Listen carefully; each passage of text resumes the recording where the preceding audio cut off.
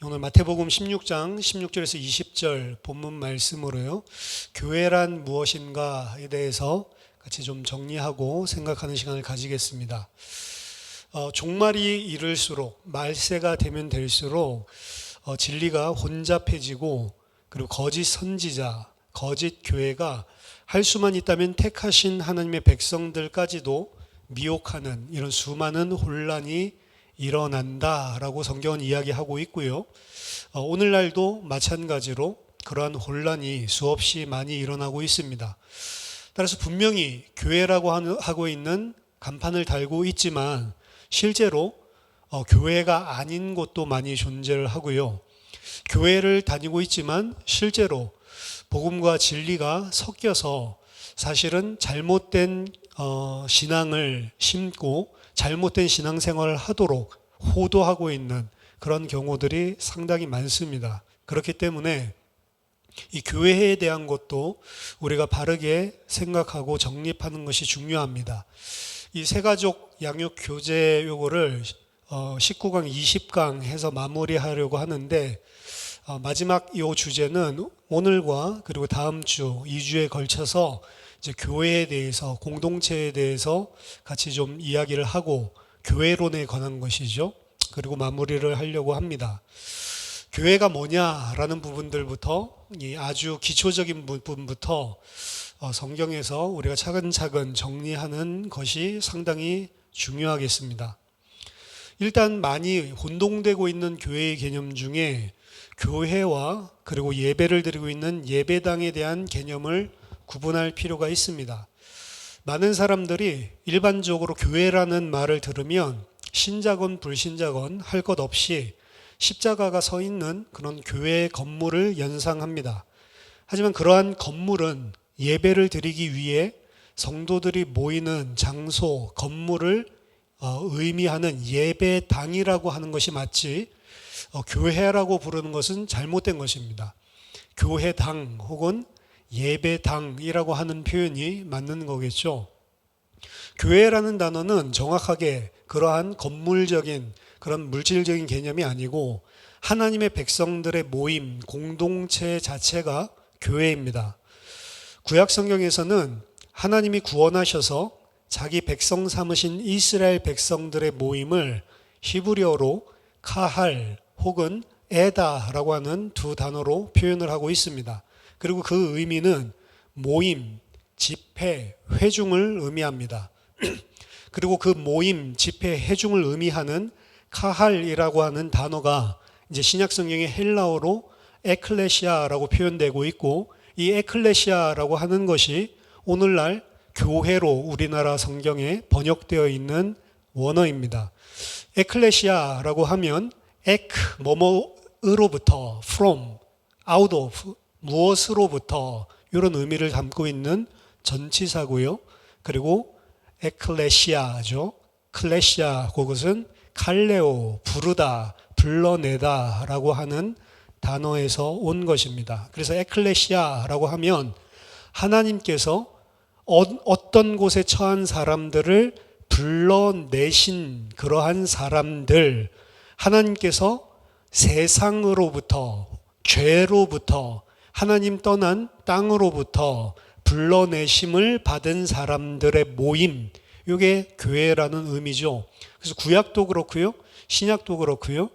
교회라고 하면 여러분들이 이해하셔야 되는 것은 건물적인 개념이 아니고 하나님의 백성들, 하나님의 백성들의 모임, 하나님 백성들의 총회라고 하는 그러한 개념이다라는 것부터 먼저 알 필요가 있습니다.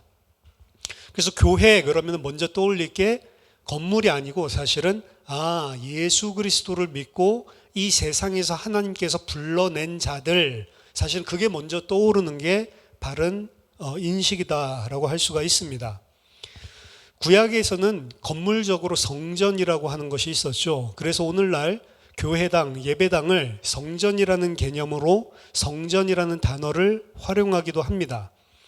하지만 구약에 나왔었던 그 성전은 사실은 모형이고 그림자였고요. 실제로 그 모형과 그림자가 원형을 성전이라고 하는 것은 하나님과 하나님의 백성이 만나는 곳이거든요. 하나님과 하나님 백성이 만날 수 있는 길은 죄인인 우리가 죄 문제를 해결해야만 하는 것이고, 그 속죄라고 하는, 어떻게 보면 번제, 속죄제 이런 각종 제사를 통해서 하나님 백성의 죄 문제를 해결하고 하나님께서 하나님 백성을 만나는, 연합하는 그러한 장소가 바로 성전의 개념입니다. 근데 그래서 이제 성전 안에서 죄를 속하는 각종 제사장들을 통해서 행하게 하셨죠. 하지만 예루살렘 성전은 사실 이 구약의 역사를 보면 그러한 성전의 역할을 하기는커녕 오히려 그곳을 치리하고 있었던 왕이나 지도자들, 제사장들, 이런 사람들이 타락을 했고, 오히려 그 성전이 우리의 죄를 부추기고 우상 숭배하는 역할을 하도록 백성들을 잘못된 길로 인도하는 그러한 역할들을 하고, 잘못되어진 그런 교회 성전의 개념을 가지고 있었기 때문에 마땅히 죄 문제가 해결되고 하나님께서 그의 백성과 함께 만나서 함께 임재하셔야 되는 그 장소가 사실은 그 역할을 못하는 정도가 아니고 거꾸로 하나님을 대적하는 장소가 되어버렸습니다. 인간의 죄성 때문에 그렇죠. 그렇기 때문에 예수님께서는 그 성전이 무너질 것이다 라고 예언을 했고, 신약에서는 이 성전이라는 개념을 더 이상 이제 그 예루살렘 성전을 성전이라고 하지 않습니다. 왜? 그 성전은 하나님의 백성으로 하여금 하나님과 만날 수 있는 그 역할을 전혀 못하고 있었고, 오히려 하나님을 만나지 못하게 막는 장애물 역할을 하고 있었기 때문에, 그래서 예수님께서 예언하신 대로 AD 70년에 그 물리적인 건물 예루살렘의 성전은 파괴되었고, 진정한 성전이 무엇인지를 예수님이 오셔서 보여주셨죠. 참된 성전의 실체는 예수 그리스도입니다. 왜냐하면 예수 그리스도께서 오셔서 그 예루살렘 성전이 하지 못하고 있었던 하나님 백성의 죄 문제를 해결하고 하나님과 다시 함께 할 수 있는 길을 여신 유일한 장소이기 때문에 그렇습니다. 따라서 신약에 오면서 참된 성전을 하나님께서 드러내 주셨는데, 참된 성전은 바로 예수 그리스도 당신인 거죠. 예수 그리스도를 통해서 하나님 백성의 죄를 해결하고 하나님께서 만나 주시는 겁니다. 그래서 요한복음 2장에 처음부터 예수님께서는 이 잘못되어 있는 강도의 굴혈로 변질되어져 있는 이 예루살렘 성전이 무너질 것이다 라고 이야기를 하고, 무너뜨리면 내가 3일 만에 성전을 다시 세울 것이다 라고 이야기를 했죠. 예수님의 죽음과 부활을 예표하는 것이고, 바로 당신이 참 성전의 일을 하러 오셨기 때문에 예루살렘 성전의 파괴를 예언하신 것이었습니다. 그리고 예수님께서 십자가에서 그 일을 온전하게 이루시는 거죠. 그래서 요한복음 14장 6절에 보면 나로 말미암지 않고는 아버지께로 올 자가 없느니라 예수님께서 선포하셨습니다. 유일하게 하나님 만날 수 있는 길이고 생명이 지금 예루살렘 성전이 아니라 바로 나다라고 이야기를 하는 거죠. 따라서 신약의 이 예루살렘 성전이 모형으로 그리고 있었던 실체인 하나님의 아들 예수 그리스도가 오시면서 그 하나님의 백성이 하나님을 만날 수 있는 모든 일들을 십자가와 부활로 성취했기 때문에, 사실은 이제 성전은 예수 그리스도 자체가, 예수 그리스도 본인이 성전이 되신 것이고, 누구든지 그 안에서 이제 하나님과 만날 수 있는 새로운 살 길이 열린 것입니다. 그래서 성전이다 라고 이야기를 하면 성전은 하나밖에 없는 거예요. 이런 건물이 아니고 예수 그리스도가 참 성전이다. 그 성전이란 단어는 사실 그래서 교회당에 쓰는 것은 맞지가 않는 것입니다. 성전은 예수 그리스도가 교회고, 또한 예수 그리스도를 믿고 하나님의 백성이 된 자 또한 그 안에 성령이 임하시고, 또 그 성도들 두세 사람이 모인 공동체 모임 안에 하나님이 예수 그리스도께서 성령으로 함께 그 자리에 그들과 함께 하기 때문에 예수 그리스도가 성전인과 동시에 성령이 좌정하고 계시는 하나님의 백성, 성도 자체가 교회가 되고 성전이 되고, 또한 그 모임들 자체가 교회가 되고 성전이 되는 거죠.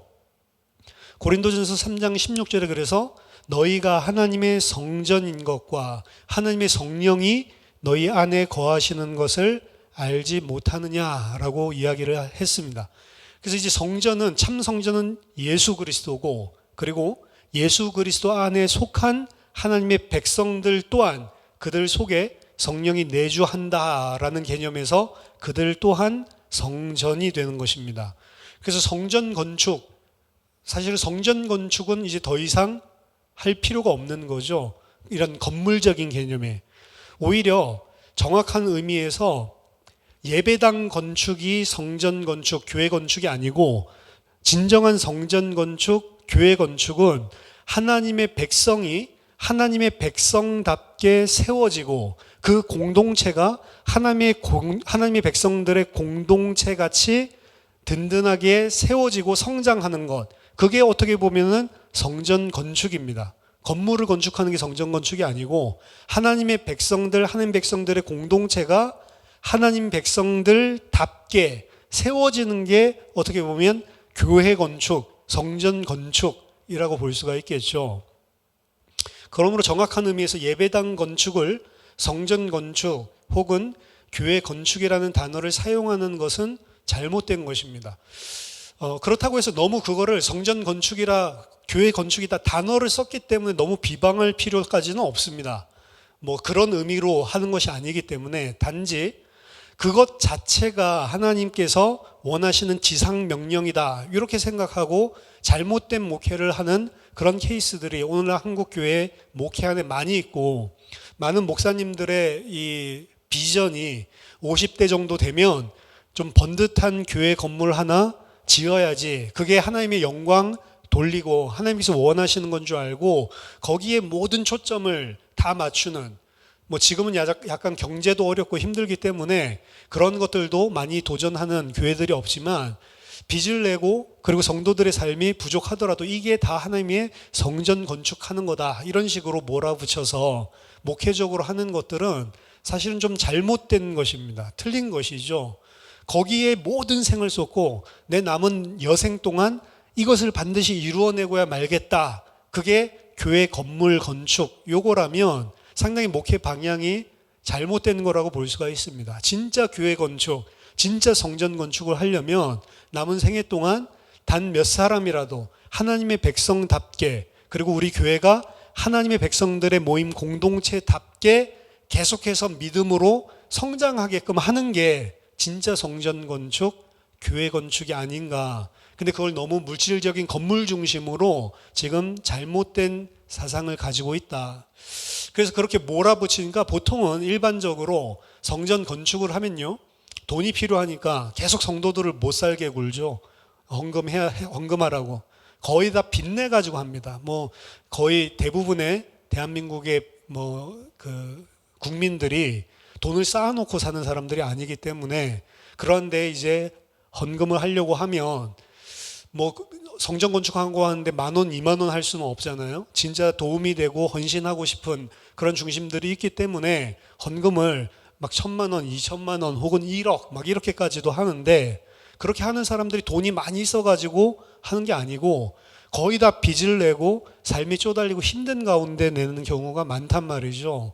그래서 일반적으로 교회 건축을 하면 계속 그런 것들에 대한 설교도 많이 나오고 밀어붙이니까 부담스럽고 너무 마음이 안 좋아서 교회를 떠나는 사람들이 적게는 3분의 1 혹은 절반 이상 떠나가는 교회도 있습니다. 교회 건축하면서 어떻게 보면은 하나님의 공동체들이 많이 무너지는 거죠.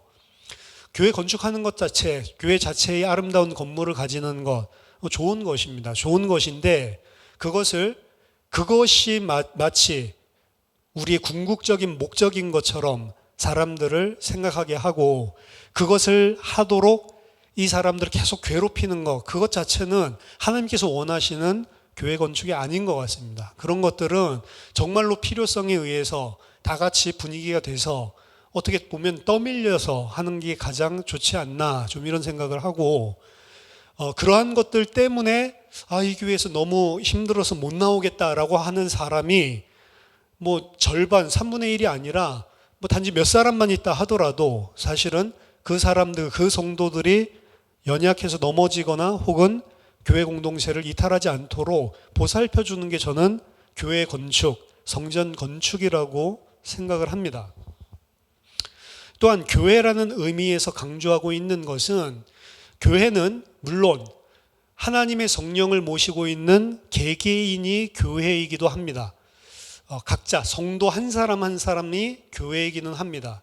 그럼에도 우리는 그 종교개혁 이후에 우리 자신이 개인의 믿음으로 구원받는 것이지 어떠한 공동체의 믿음이나 혹은 가족의 믿음으로 구원받는 게 아니고 각각 개개인이 자기 자신의 믿음으로 구원받는 것이죠. 맞는 말입니다. 그러한 개인 구원에 대한 개념들 때문에 또 하나 잘못 오해할 수 있는 것이 교회 이 공동체의 모임으로서의 교회에 대해서 사실은 오해할 수 있습니다. 뭐 모여서 이렇게 해야만 교회냐? 나도 예수 믿으니까 교회지. 틀린 말은 아닌데요. 이 교회 아까 전에도 말씀드렸죠. 원어 자체가 카할 그다음에 에드라고 하는 요 단어들, 에다라고 하는 요 단어들 자체도 그렇고요. 에클레시아라고 하는 단어 자체도 그렇고요. 불러낸 개개인을 교회라고 하는 것보다는 그리스도 예수 안에 포함되어져 있는 모든 무리, 공동체, 그 모임들 자체를 교회라고 하는 성격이 강합니다. 그렇기 때문에 교회는 어떻게 보면 지금 좀 이따 설명드리겠지만 개개인이 떨어져 있다라는 개념으로 설명을 하지 않아요. 모든 교회는 다 그리스도를 머리로 하고 다 하나로 유기체적으로 얽혀져 있는 그 전체 공동체를 교회라고 이야기를 합니다. 그래서 항상 좀 생각해야 되는 것은 공동체의 의미를 가지고 교회관에 대해서 좀 생각할 필요가 있다. 오히려 이 개혁교회에서는 이 부분이 조금 약할 수도 있는데요. 성경에서 이야기하고 있는 것은 항상 한 사람 한 사람 떨어져 있는 사람도 교회지만 중요하게 생각하는 것은 전부 다 하나 되어 있는 서로 교제하고 소통하는 공동체로서의 교회입니다. 그래서 이런 공동체로서의 교회관 이 부분이 사실은 약화될 수가 있는데 이러한 개인 구원이라는 개념에서 파생되어져 있는 공동체의 의미가 부재되어져 있는 교회관 또한 온전치 않은 것입니다. 그래서 웨스민스터 신앙고백서에서는 심지어 뭐라고까지 이야기하냐면요. 유형교회죠. 이 교회 안에 속하지 않은 자, 그 자는 구원받을 수 없다라고까지 사실은 이야기를 해요. 이 교회 안에서만 구원이 있다라고 이야기를 하고 있습니다. 그 정도로 사실은 이 공동체라는 성격이 강한 거예요. 예를 들어서 이렇습니다. 제가 이제 그 맨하탄에서 그 전도를 하다가 한 이제 그 동성 연애를 하고 있는 한 남자분을 만났는데 이제 이분은 이제 우리가 전도하고 있으니까 와서 이제 물어보더라고요.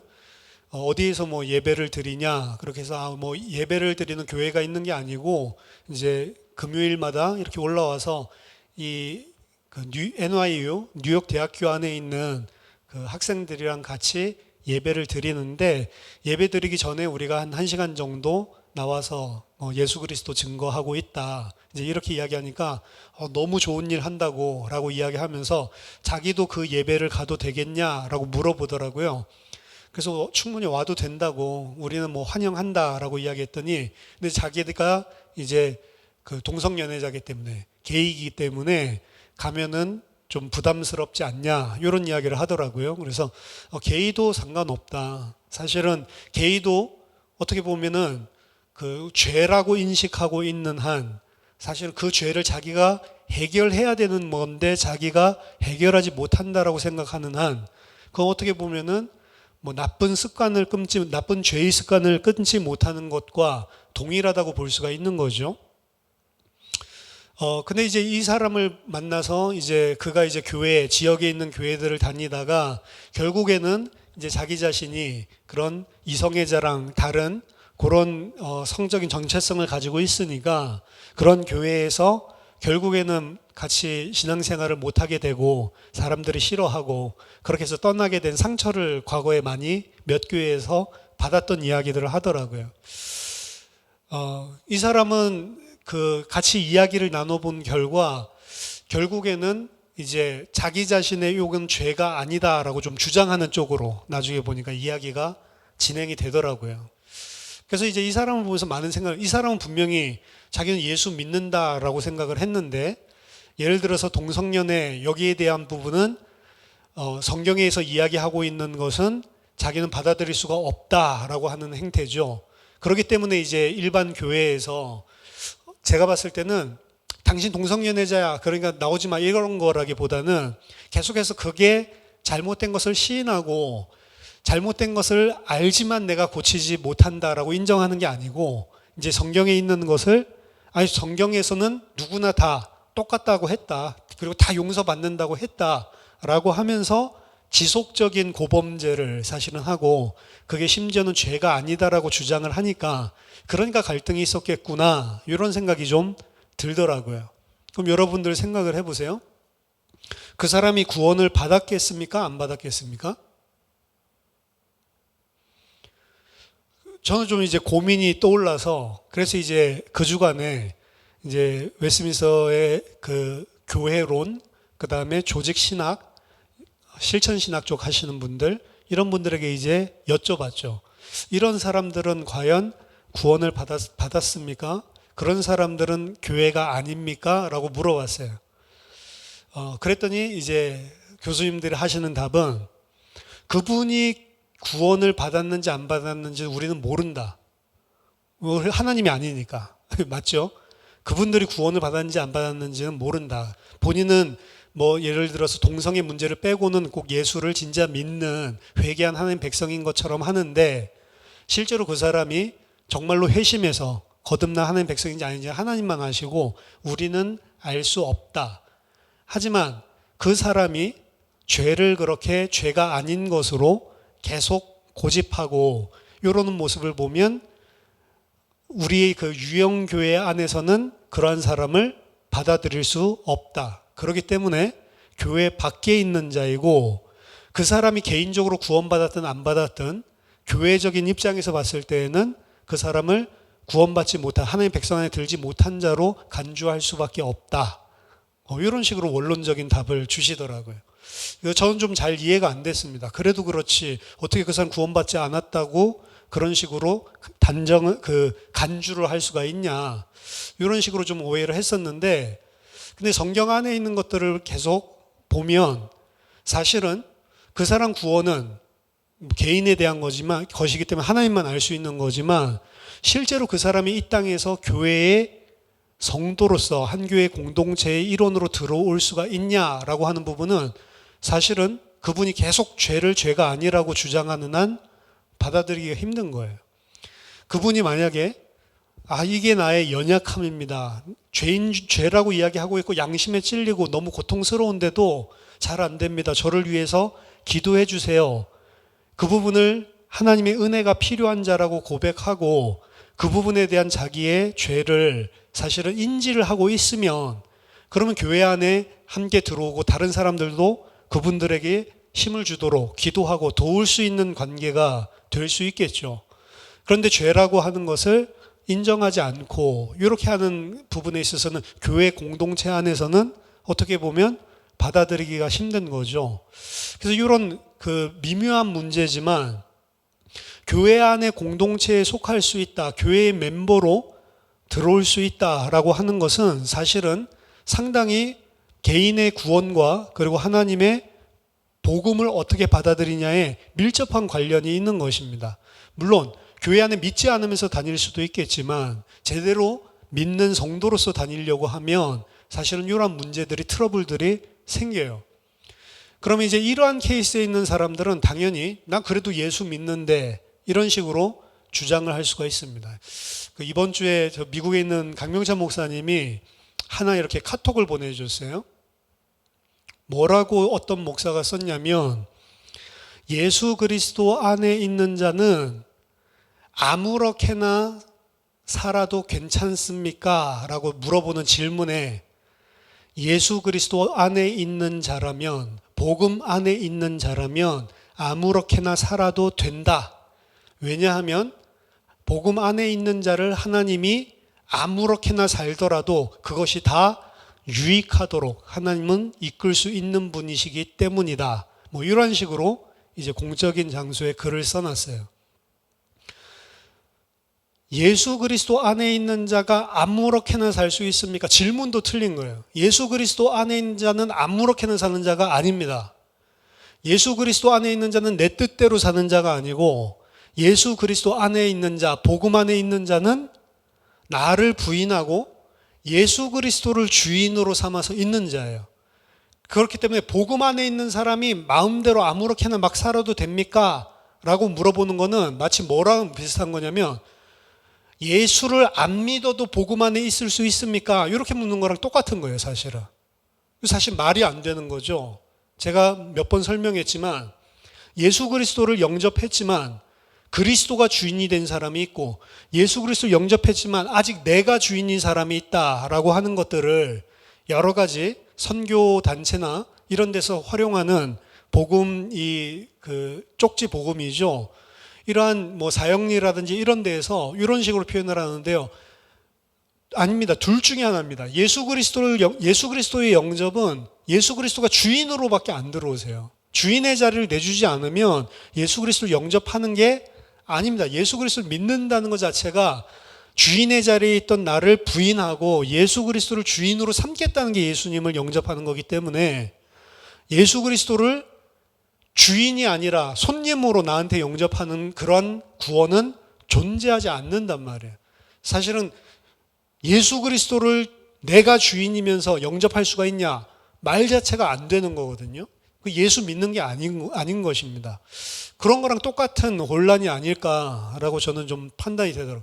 예수를 믿는다는 거는 아무렇게나 살겠다는 게 아닙니다. 예수를 믿는다는 거 안에 이제 아무렇게나 살던 나를 부인하고 그게 죄임을 자각하고 이제는 그리스도께 순종하는 자로 살겠습니다 라고 하는 게 복음 안에 들어오는 거란 말이죠. 근데 그걸 어떻게 가지고 그런 식으로 질문을 하고 그런 식으로 답을 할 수 있는지, 교회 공동체라고 하는 것들도 아까 전에 그 말씀드린 그런 동성연애자의 케이스도 좀 유사한 것이 아닌가라고 생각합니다. 내가 생각하고 있는 죄가 성경에서 지적하고 있는 것들을 부인하고 그것을 계속 고집하고 나는 그것을 죄라고 인식하지 않고 내가 생각하는 기준을 가지고 그거는 죄가 아니다라고 규정을 하고, 그러면서도 예수를 믿고 싶어 하고, 이 두 개가 사실은 양립할 수가 없는 거죠.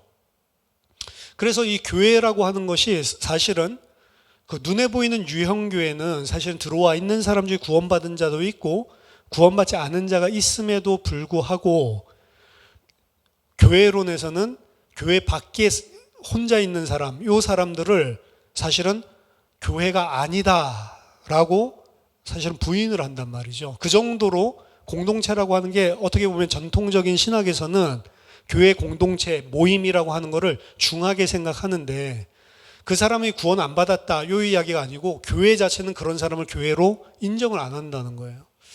너무 좀 강한 것 같이 보이지만 이 이야기를 지금 왜 해드리냐면, 개인의 구원과 개인 자체, 믿는 자가 교회라는 걸 강조하기 때문에 공동체 모임, 모이는 교회, 그거 자체를 소홀히 하는 거는 온전한 교회관이 아니라는 거예요. 틀렸다, 그거 막 구원 못 받았다 이런 이야기가 아니고, 교회관에 대해서 온전하게 바르게 가지고 있지 않다라고 하는 겁니다. 그래서 이 교회관에 대해서 생각할 부분들이 사실은 많다는 거죠. 자, 교회는 개념상 다음과 같이 두 개의 큰 교회로 분류해서 설명할 수가 있습니다. 첫째는 무형교회고 둘째는 유형교회인데요. 무형교회는 다른 말로 보편적 교회 혹은 우주적 교회, Universal Church, 우주적인 교회, 보편적인 교회, Catholic Church. 카톨릭을 지금 이야기하는 거예요. 카톨릭이 원래 보편적인 교회라는 이야기입니다. 카톨릭 교회라고 하는 거는 사실은 나쁜 말이 아니에요. 예수 그리스도를 머리로 하고 지구상에 있던 그 누구라도 예수 그리스도를 믿는 자들은 전부 다 한 몸이고 한 교회다라고 하는, 그 과거에 있었던 신자들, 지금 믿고 있는 신자들, 심지어 미래에 믿을 자들까지 다 포함해서 예수 그리스도를 머리로 하고 예수 그리스도 안에 속하는 모든 주의 백성들은 보편적인 캐톨릭 전체가 다 한 교회다라고 하는 개념입니다. 그래서 사실은 카톨릭 교회가 종교 개혁을 하면서 타락했기 때문에, 떨어져 나왔기 때문에 이 개신교 사람들에게는 카톨릭 교회 그럼 천주교를 떠오르고 그다음에 좀 잘못된 것, 이런 이미지를 갖기 쉬운데, 원래 캐톨릭 교회라는 게 나쁜 개념이 아니에요. 모든 교회가 다 하나다, 다 한 몸이다라고 하는 개념입니다. 웨스민스터 신앙 고백서 25장 1절에서도 보편적인 무형교회는 택하심을 입은 자들의 총수로 구성되는데, 이들은 교회의 머리이신 그리스도 아래 모여왔고, 과거죠, 모여 있으며 현재죠, 장차 하나로 모일 것이다, 앞으로 구원받을 자죠.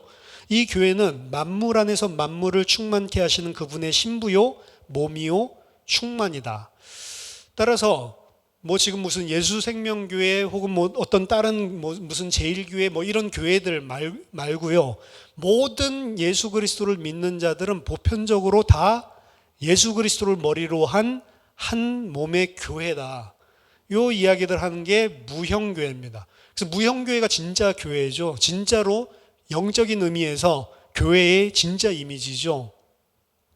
근데 무형교회는 눈에 보이는 것이 아니고 어떠한 우리가 만질 수 있는 실체로 존재하는 것은 아닙니다.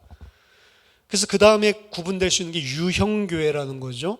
자, 유형교회는 구원받은 성도들이 이 땅에서 신앙생활을 영위하며 구원의 복음을 효과적으로 전파하도록 주님께서 세우신 가시적인 공동체를 의미합니다. 이것도 이제 교회의 건물이 아니고 가시적인 하나님 백성들의 모임을 의미하는 거죠. 그래서 예를 들어서 예수생명교회다 그러면 이 교회당이 아니라 이 안에서 공동체를 이루고 함께 신앙생활을 하는 무리들, 이게 이제 유형교회의 의미죠. 물론 이러한 가시적인 유형교회 내에는 구원받은 자뿐만이 아니고 아직 구원받지 않은 자 혹은 영원히 구원받지 않을 자들 또한 섞여 있습니다. 그거 우리가 모르는 거죠. 아직 구원받지 않았다는 것은 하나님 택한 자는 맞아서 하나님께서 함께 유형교회에 속하도록 인도해 주셨는데, 아직은 믿음을 갖지 않고 아직은 거듭나지 않은 자도 있을 수 있고, 혹은 구원받지 않았는데도 불구하고 회원으로 들어와서 마치 믿는 자처럼 믿지 않음에도 불구하고 불신자들이 섞여 있을 수가 있다는 것입니다. 따라서 어거스틴은 교회 밖에도 양이 많고, 이 교회는 유형교회 이야기를 하는 거죠. 유형교회라고 하는 울타리 밖에도 양이 있고, 그리고 유형교회 안에도 이리가 많이 있다라고 이야기를 했습니다. 교회 안에 이름만, 외형만 있고 그리스도는 전혀 없는 위선자들이 많이 섞여 있다라고 이야기를 했습니다. 섞여 있을 수 있다가 아니고 많이 섞여 있는 거예요, 사실은 교회 안에. 그래서 이 유형교회 안에서는 사실은 모든 믿는 자들만 모인 것들이 아니고 믿지 않는 자들도 섞여 있을 수 있다라는 것을 항상 생각은 해야 됩니다. 그럼에도 불구하고 가시적으로 모이는 교회, 하나님의 언약 안에 들어와 있는 공동체의 모임, 이 모임을 통해서 하나님께서 하시는 일들이 존재하기 때문에 이런 유형교회 공동체 모임을 소홀히 하거나 혹은 아예 부재한 거, 거기에 대한 개념이 없는 것은 온전한 교회론이 아니라는 거예요. 그 교회를 통해서만이 이루는 하나님의 일이 존재를 합니다. 그게 이제 다음 시간에, 다음 주에 같이 다룰 주제란 말이에요. 그것이 없이는 하나님 백성으로 사실은 온전히 성장할 수가 없기 때문에 이런 유형 교회를 하나님께서 허락을 하신 겁니다. 제도적인 교회라고 할 수가 있죠. 따라서 이 유형교회와 무형교회가 존재하는데요, 성도는 무형교회와 유형교회에 대해서 모두 다 시각을 바르게 가지고 있어야 하고 치우쳐서는 안 됩니다. 무형교회만을 중요하게 생각하면 유기체, 한몸, 공동체로서의 교회, 그리고 조직체로서의 교회 자체를 부정적으로 보거나 무시하는 무교회주의가 되기가 쉽습니다. 무교회주의는 잘못된 거예요. 교회 안에 있는 것들의 부정적인 것들 때문에 무교회주의가 많이 일어나거든요. 오늘날 뭐 가난한 성도들 이런 이야기들도 많이 하죠. 교회가 너무 타락했어. 교회가 교회답지 않아. 교회에 다니기 때문에 더 힘들어. 그건 이제 유형교회를 이야기하는 겁니다. 왜? 보니까 목사도 믿지 않는 것 같고, 그리고 성도 안에도 믿지 않는 사람들이 전부 다 중요한 자리 차지하고 돌아가는 게 완전히 세상 시스템이야. 그러니까 너무 힘드니까 교회를 이탈하는 거죠. 나 혼자 잘 믿으면 되지 라고 이탈해서 그냥 개인만 신앙을 가지고 있는 사람, 이런 사람들이 상당히 많습니다. 유럽에는 엄청 많고요. 미국에도 마찬가지고 한국에도 증가하는 추세입니다. 이게 이제 교회가 교회다운 모습으로 유형교회가 바르게 하고 있지 않으니까 부작용으로 생기는 거예요. 그 사람들을 탓할 수만은 없는데, 이제 그분들은 그렇게 상처를 받아서 지금 나와 있는 상태지만, 그렇기 때문에 무교의 주의에 빠지는 것은 잘못된 것입니다. 마치 이제 이것도 이제 죄성 중에 하나인데, 그렇게 나오고 이제 모든 유형교회들을 다 까는 거죠. 그래서 성경에서 그런 이 유형교회의 모습에 대한 것들도 부정하고 싶어 하고, 그냥 우리들이 각자 믿어도, 우리가 그냥 개인으로 하나님 믿어도 그럼 구원 안 받냐? 우리 구원 받는다. 그냥 그렇게 이제 무교의 주의로 이제 나갈 수가 있는 거죠. 근데 그거는 그 사람 구원 받았다 안 받았다 이야기가 아니고 온전한 교회로는 아니란 말이에요. 왜냐하면 교회 안에서, 그 유형교회 공동체 안에서 그런 잘못된 사람들도 다 섞여 있는 이 유형교회 안에서 하나님께서 그 사람들에게 하시는 일들이 분명히 존재하고, 그런 교회들을 통해서 하나님께서 하시는 일들이 있기 때문에 그렇습니다. 정반대로 유형교회만을 중요하게 생각하면 외형적인 제도만을 강조하는 중세교회와 같은 교회 지상주의에 빠지거나 보편적인 교회를 망각한 개교회주의에 빠지기가 쉽습니다. 이러한 교회들이 많기 때문에 사실은 유형교회를 이탈하는 거예요, 사실은. 그래서 제도권적으로 혹은 목사도 되게 위계질서적으로 이렇게 해가지고 교회를 어떤 시스템 같이, 세상 체제 같이 사실은 생각을 하고, 교회의 목적과 방향도 마치 사업 목표 이루는 것처럼 여러 가지 인본주의적인 것과 그리고 인위적인 목표를 세워놓고 행하는 것들, 그것들 때문에 이제 상처받고 그런 과정들 속에서 힘든 거죠. 근데 그 힘든 사람들을 절대로 용납 못하죠. 왜? 지금 이 단체의 목적에 걸림돌이 되니까. 사실 그런 것들 때문에 무교회주의자가 나오는데, 유형교회만을 강조하는 사람들은 그러한 타락된, 어떻게 보면 변질된 그러한 외형에 빠지기가 쉽고요. 그리고 내교회만 생각하는 개교회주의에 빠지기가 쉽다는 것입니다. 따라서 무형교회와 유형교회에 대해서 모두 다 올바르게 이해를 하고 어떤 쪽만 극단적으로 치우치는 것은 잘못된 것이다. 그래서 위에서 언급한 유형교회의 한계와 관련해서 생각해 볼 중요한 문제점 중에 하나는, 이 땅에 교회라는 이름으로 존재하는 공동체 가운데 거짓된, 변질된 거짓교회와 참교회가 있을 수 있다는 가능성입니다. 그렇다면 교회라고 하지만 사실은 참된 교회가 아니기 때문에, 예를 들어서 거짓된 교회라면 그 교회에 속하는 것은 하나님 백성의 공동체에 들어가는 것조차도 아닌 거잖아요. 그렇기 때문에 교회가 무엇인지, 그럼 참된 교회는 무엇인지, 유형교회에 대한 겁니다. 이 부분을 어떻게 구분할 수 있는지, 이 부분에 대해서 구분할 수 있는, 분별할 수 있는 기준을 가지고 있는 게 중요하죠. 그래서 종교개혁 이후에 나오게 되는 게 참된 교회의 세 가지 표지에 관한 것입니다. 원래 중세교회 때는 그게 필요가 없었어요. 가톨릭 교회라고 해서 교회가 원래 하나였기 때문에. 원래는 서방교회, 동방교회 나눠지지도 않았고 원래는 한 교회였죠, 그냥. 교회가 하나였을 때는 문제가 없었는데, 교회 갈라져 나올 때 갈라져 나온 이유가 왜 그랬냐면 저건 교회가 아니다라고 해서 교회가 나온 거거든요. 이 유형교회가 완전히 타락해서 변질해서 저거는 교회가 아니다. 그렇기 때문에 진짜 교회라면 우리들이 따로 나와서 공동체를 만든 게 개혁교회거든요. 그러니까 그때부터 이제 참된 교회가 뭐냐라고 하는 표지가 생기기 시작을 한 겁니다. 교단들은 다를 수가 있어요. 그리고 신학적인 그리고 성경 해석적인 실천적인 부분에서는 차이가 있을 수 있지만 본질적으로 어떠한 부분들이 있어야 교회라고 할 수 있냐, 이 세 가지 지표를 그래서 개혁주의 종교개혁하면서 신학자들 그리고 뭐 켈빈도 그렇고요, 루터도 그렇고 뭐 그때부터 시작해가지고 참된 교회가 그럼 과연 무엇인가 이런 고민들을 하면서 성경에서 교회의 표지들을 정리를 한 것이 크게 이 세 가지를 본질적으로 보고 있습니다. 물론 이 가운데 세 번째 것은 칼빈은 이야기하지 않았습니다. 칼빈은 1번과 2번만을 이야기했고요.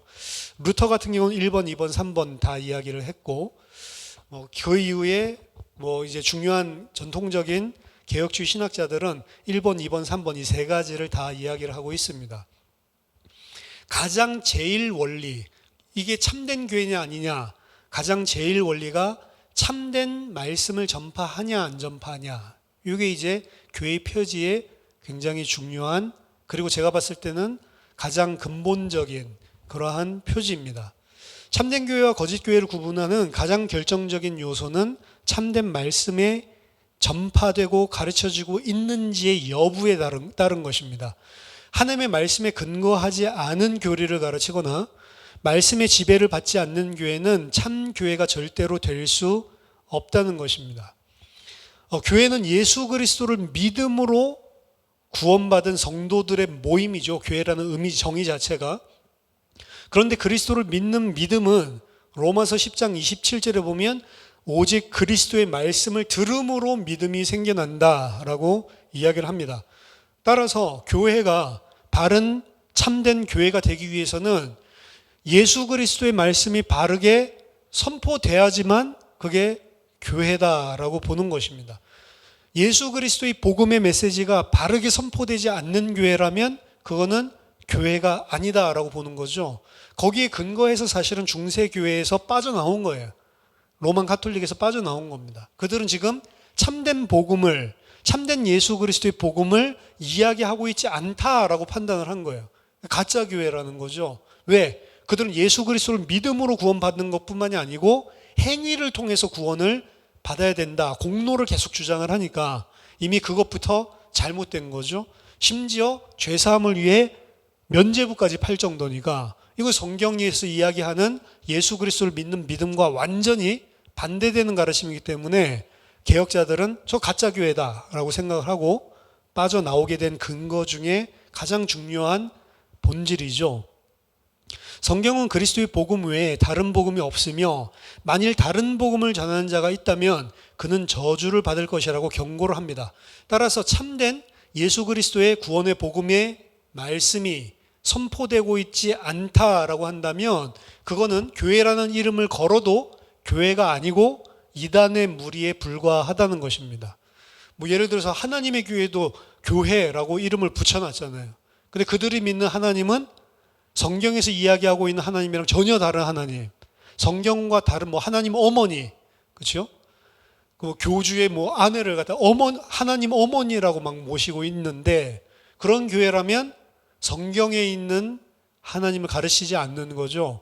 그렇기 때문에 그런 교회는 교회가 아무리 자기네들 교회라고 주장을 해도 교회가 될 수 없다는 것입니다. 이 참된 말씀의 본질적인 기준은 성경 66권을 인정해야 돼요. 성경 66권 전체가 연관된 하나님의 말씀이고 또한 66권 외에 새로운 계시의 책이 있어서는 안 됩니다. 이것으로 끝이에요. 66권 외에 새로운 내용을 말하거나 66권에서 이야기하고 있는 다른 것들을 가르치는 하나님의 새로운 경전이 있다. 거의 이단들은 성경 66권 외에 본인들이 성경으로 믿고 신앙의 기준으로 삼는 다른 경전들이 다 있습니다. 성경이라는 이름은 안 붙이는데 꼭 제3의 성경처럼 혹은 어떤 사람을 추종한다면 그 사람이 쓴 책이라든지 그 사람이 정리하거나 계시로 받은 어떤 것을 마치 하나님의 말씀인 것처럼 가르치고 그걸 기준 삼는단 말이죠. 그런 것들은 전부 다 교회가 아닙니다. 모든 전파되는 말씀은 이 66권 정경, 성경만을 기준 삼아야 되는 것입니다. 그리고 예수님 당신이 말씀하셨듯이 성경의 핵심적인 주제는 예수 그리스도, 예수가 바로 메시아다, 예수가 바로 그리스도이다 라고 하는 사실이고, 죄인인 인간은 오직 이 예수 그리스도를 믿음으로만 그 대속의 은혜로 구원받을 수 있다라고 하는 게 성경의 가장 큰 핵심 줄기입니다. 따라서 교회에서 선포되는 말씀도 단순하게 성경에 있는 이야기를 가지고 이 이야기 저 이야기를 하면 안 되고, 예수 그리스도를 믿는 믿음이 생길 수 있는 예수 그리스도 중심의 복음이 선포돼야지 바른 말씀이다, 참된 말씀이다 라고 할 수가 있는 겁니다. 그래서 바른 말씀은 우리의 죄인됨과 우리의 힘으로는 구원받을 수 없음을, 우리는 오직 하나님께서 은혜로 주신 예수 그리스도의 십자가의 피와 대속의 은혜로만 구원받을 수 있다, 그 은혜만 의지해야 된다, 유일성, 오직을 강조하는 것, 사실 그 말씀이 선포되어지는 말씀의 핵심이어야 돼요. 모든 말씀에 사실은. 그것과 반대돼서 세상 것들을 섞어서 설교들을 많이 하는데, 세상 것들과 섞어서 설교하는 것 또한 바른 말씀의 선포라고 볼 수가 없는 것입니다. 두 번째로 성례의 참된 집행이죠. 그리스도에 의해서 시작되었고, 그리스도께서 몸소 행하셨고, 그리고 그리스도께서 주님이 오실 때까지 시행하라고 명령하신 세례와 성찬, 이것이 없는 교회는 참된 교회가 아니라는 것입니다. 그래서 반드시 세례가 있어야 되고 반드시 성찬이 있어야 돼요.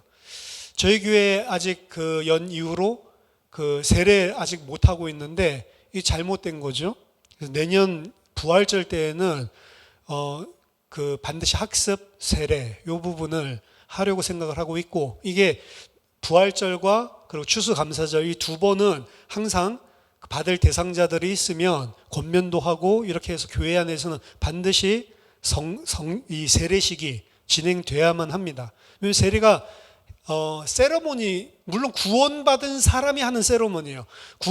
구원받지 못한 사람이 그걸 함으로 구원받는 구원의 도구가 아닙니다. 구원받은 사람이 공중과 하나님 앞에서 나는 예수 그리스도를 믿는 자입니다 고백하고, 사실은 함께 그 증언을 받고 함께 하나의 멤버로, 한 교회로 속하는 거예요. 사실은 세례교인만 교회의 멤버고, 세례교인이 아닌 사람은 사실은 교회의 멤버가 아니거든요. 그러니까 아까 공동체에 속해야 된다라고 했는데, 공동체에 속하기 위해서는 반드시 그래서 세례가 필요한 것입니다. 그렇기 때문에 세례가 있어야 되는 거죠. 어떻게 보면 교회 공동체적인 입장에서 세례는 죄에 대한 인식과 그 죄에 대한 용서, 새 생명으로의 부활, 그리스도와의 연합, 그리스도의 몸된 지체됨을 깨닫고 믿고 확신함으로 공동체와 성삼위 하나님 앞에서 자신의 신앙을 고백함으로 공적인 교회의 구성원으로 입회하는, 그때부터 이제 멤버가 진짜 되는 거죠. 그러한 의식입니다. 성찬은 그리스도의 살을 상징하는 빠륵빵을 먹고 그리스도의 피를 상징하는 포도주를 마심으로 새 언약이죠. 그리스도께서 십자가에서 하나님의 백성들의 모든 죄를 대속하신 은혜와 그리스도의 연합을 기념하고 전파하는 의식입니다. 이 두 가지를, 그러니까 반드시 잊지 말라고, 그리스도의 살과 피를 반드시 잊지 마라, 새 언약을 반드시 잊지 마라 라고 하는 것과, 그리고 너희는 거듭난 하나님의 몸된 교회다라고 하는 것, 여기에 대한 정체성을 심어주는 게 세례와 성찬이기 때문에 이 두 가지를 바른 의미를 가지고 행해야 된다, 교회라면. 세례가 뭐 군중 세례, 이 군대에 가면 막 하는 세례, 이런 것들 때문에 의미들이 퇴색된 점들이 많은데, 사실은 의미를 알고 하면 진짜로 개인에게 있어서도, 그리고 교회 공동체에 있어서도 정말로 가장 기쁜 날이고 뜻깊은 날이죠. 의미 있는 그러한 의식이고, 주님께서 실제로 본인도 행하시고 그리고 제자들도 그렇게 행했던 거기 때문에, 이 세례, 이런 의식을 행하다 그냥 막 행사를 해라 이런 의미가 아니고, 이 안에 담겨 있는 의미를 분명하게 깨닫게 하고 전달하고 기억하게 하면서 이 의식들을 바르게 행하는 것, 이것도 교회의 참된 표지 중에 하나입니다. 세 번째, 권징의 신실한 시행이죠. 유형교회 안에는 불신자들도 섞여 있고 아직 신앙적으로 성숙하지 못한 성도들 또한 많이 존재하기 때문에 교회 안에서도 올바른 신앙생활을 저해하는 여러 가지 문제가 이러한 개인들의 가지고 있는 수준에 따라서 발생할 수가 있습니다. 교회 내의 이러한 문제들과 교회의 성결함을 해치는 제약된 행위들을 권징하지 않는다면 교회는 급속하게 부패하고 타락할 수가 있습니다. 따라서 올바른 교회는 교회를 누룩없는 순전한 떡으로 지키기 위해서 권징을 성실하고 부지런하게 시행해야 합니다. 그래서 권징이 없는 교회는 교회가 아니다. 결국에 인간들은 죄인이기 때문에 권징이 없으면 죄에 대한 부패성이 교회 안으로 침투되게 돼 있고 그것이 한 사람, 두 사람 계속해서 번져나가기 시작하면 그 교회는 하나님 몸된 교회로서의 공동체로서의 순결성을 반드시 잃어버리게 될 수 있다라고 하는 거죠. 더더군다나 사탄은 하나님이 뿌려놓은 씨앗들 사이에 가라지를 뿌려놓는다고 이야기를 했고 그러한 가라지들이 올바른 알곡을 맺지 못하도록 성장하지 못하도록 곡식들을 방해할 수가 있기 때문에 어떻게 보면은 그러한 것들은 주님 오실 때까지 존재하겠지만 교회 안에서는 권징이라고 하는 시스템을 통해서 교회의 순전성을 지켜내기 위해서 힘을 써야 된다는 겁니다. 그래서 이제 바울이 쓴 서신서들에서도 이런 권징에 대한 내용들이 등장을 하죠. 고린도전서 5장 같은 경우에 자기 아버지의 아내랑 잠을 잤다고 동침했다고 자랑하고 있는 이런 사람을 왜 교회에서 용납해 주냐라고 불같이 화가 내죠. 혹은 교회 안에서 서로 싸움이 붙어서 세상에 송사하는 이런 사람들에 대해서도 교회 안에 그거 하나 판단해 줄 사람이 없냐라고 심각하게 또 hir난을 하죠. 예수 그리스도의 교회의 직분자들에게 예수 그리스도께서는 교회의 직분자들에게 교회의 정치를 맡기셨습니다. 예수님께서 목자시지만 예를 들면 사도들에게 베드로에게 양을 치라라고도 하셨고 또 서신서들을 통해서 장로들에게 양을 치라라고 하는 그러한 역할을 하나님의 몸된 교회를 섬기기 위해서 주신 직분자들이 분명히 유형 교회 안에 성경 안에 존재하고 있습니다. 이 사람들에게 단순하게 교회를 위해서 섬기고 말씀으로 가르치는 것들 뿐만이 아니고 이 사람들을 통해서 교회 안에 있는 부분들을 권징하고 바르게 잡을 수 있는, 시정할 수 있는 그러한 권세도 주셨습니다. 따라서 이들에게 교회 내의 죄 가운데 빠진 자들을 권계하도록 하고 심지어는 교회에서 제명할 수 있는 권한까지도 허락하셨습니다. 오늘 마태복음 16장에도 등장을 했는데 주는 그리스도시요 살아계신 하나님의 아들이십니다. 예수가 그리스도다라고 하는 이 고백 위에 교회를 세웠고 그 교회가 음부의 권세가 이기지 못한다라고 약속을 하시면서 천국 열쇠를 너에게 주겠다라고 이야기를 했죠. 베드로뿐만이 아닙니다. 마태복음 18장에서도 다시 이 천국 열쇠가 등장을 하는데 이 천국 열쇠는 어떻게 보면 천국 문을 막을 수도 있고 열 수도 있는 권세예요. 그래서 누구든지 두세 사람이 모인 곳에서 내 이름으로 결정하면 그곳에 나도 함께 하겠다라고 이야기를 합니다. 그래서 교회의 건징에 대해서 이야기하는 거예요, 사실은. 마태복음 18장도 여러분들이 제가 18장 18절에서 20절 써놨죠. 참고해 보시기 바랍니다. 어떤 사람이 교회로서 잘못된 길을 가고 있는데 그 사람을 만약에 교회에서 하나님의 공동체에서 두세 사람이 모여서 축출해낸다면 그 결정에 하나님도 예수님도 함께 하시겠다는 거예요. 무섭죠? 물론 그 이야기는 사실은 상당히 어떻게 보면 가혹한 이야기입니다. 그렇게 할 수가 있나? 사랑의 교회인데 근데 그것까지도 허락하셨다는 것은 교회의 순전성을 그런 치리권을 통해서 지켜야만 이 땅의 유형교회가 순전하게 유지된다는 것을 반증하는 거겠죠. 이 교회 안에는 구원받지 못한 자들이 섞여서 교회를 오염시키려고 하는 그런 죄들이 충분히 있을 수 있기 때문에, 단 18장 이후에 있는 1만 달란트 빚진 자, 1만 달란트를 탕감받은 자, 이 비유를 막바로 붙여서 이야기를 하면서 이러한 권징은 사랑의 원리 안에서 행해야 된다라고 이야기를 합니다. 그 사람을 교회에서 쫓아내는 것도, 만약 그 사람이 하나님의 백성이라면 그 사람이 교회에서 공동체에서 축출되는 것들을 통해서 본인이 회개하고 잘못된 것이었구나 깨닫고 돌아올 수 있는 생명의 기회가 도리어 하나님의 백성이라면 열린다는 거죠. 그래서 바울 또한 그 사람을 교회에서 잘라내는 것이 그 사람에게 오히려 구원이 될 수 있다.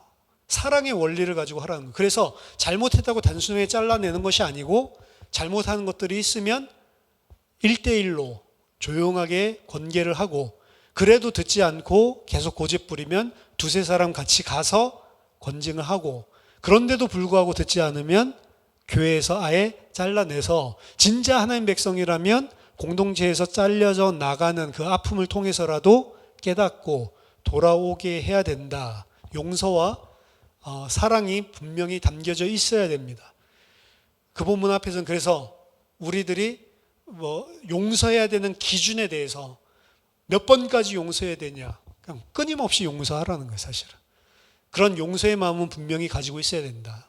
고린도전서에서 그 쫓겨났던 청년은 아마도 고린도 후서에 따르면 깨닫고 회개하고 돌아온 것 같죠. 그래서 너무 염려하지 않도록 그 위로하라고 하는 그러한 서신서에 바울의 답이 담겨 있듯이, 실제로 이러한 권징은 어떻게 보면 그 사람이 하나님 백성이라면 권징을 통해서 하나님 백성으로 살 수 있도록 도와주고, 오히려 그 사람에게도 생명을 얻고 풍성하게 할 수 있는 기회가 되기 때문에 교회 안에는 반드시 잘못된 것에 대한 권징이 있어야 된다. 그래서 이 세 가지를 개혁교회에서는 교회의 마크, 표지라고 하는 게 영어로는 마크입니다. 마크. 교회의 마크. 교회의 표징이 뭐냐? 그게 이 세 가지입니다. 올바른 복음의 말씀, 그리스도의 말씀이 선포되어야 하고, 성례, 세례와 성찬식이 올바르게 집행되어야 하고, 그리고 권징이 신실하게 시행되어져서 교회가 교회답게 세워져야 된다라고 하는 이 세 가지를 교회의 표지로 삼았습니다.